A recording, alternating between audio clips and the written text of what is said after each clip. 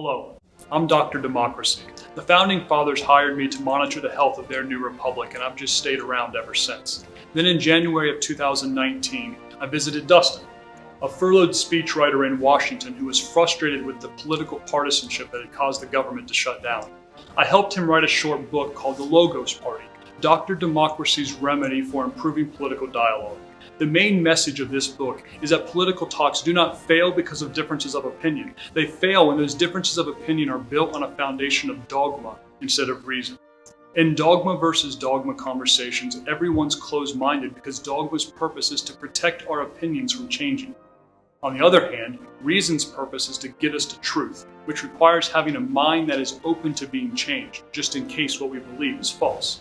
In reason with reason conversations, everyone admits they could be wrong and sees their worldview as a work in progress. It is with instead of versus, because in reason with reason conversations, everyone sees themselves as being on the same team because they value differences of opinion because, as Thomas Jefferson wrote, differences of opinion lead to inquiry, and inquiry to truth.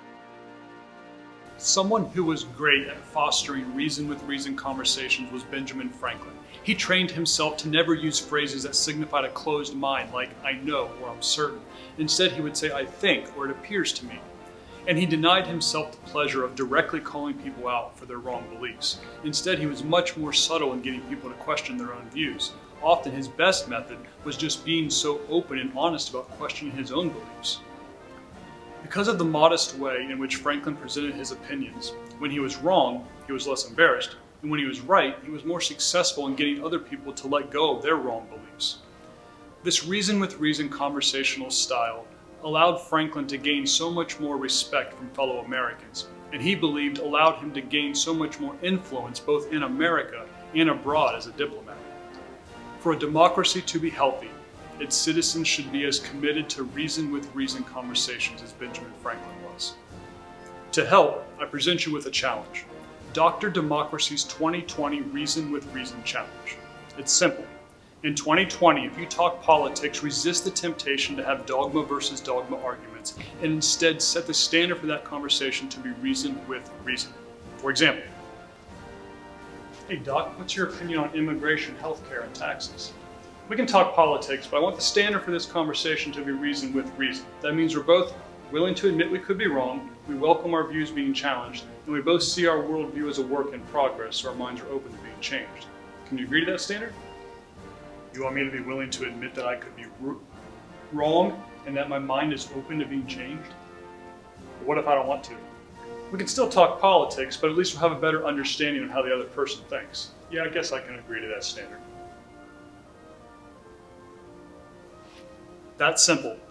And if you think it's too awkward to start a conversation that way, then try to be more subtle about establishing it as reason with reason, like Benjamin Franklin was, by just being an example of intellectual humility, someone who regularly admits that they could be wrong and regularly admits that their views are open to being changed.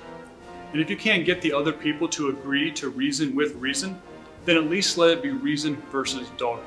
Don't fight dogma with dogma. Be like Ben. To take the challenge, just click on the link, add your name, and help the number grow by inviting others to take the challenge as well. Dustin, do you have anything to add? Yeah. I think it is important that we stand up for what we believe in, but I think a person of reason also understands that it is just as important to stand up to our own beliefs. Let's listen to the doctor, take the challenge, and show those that seek to divide through partisan dogma that the Enlightenment principles of reason and intellectual diversity and intellectual humility on which I think this country was founded are still strong.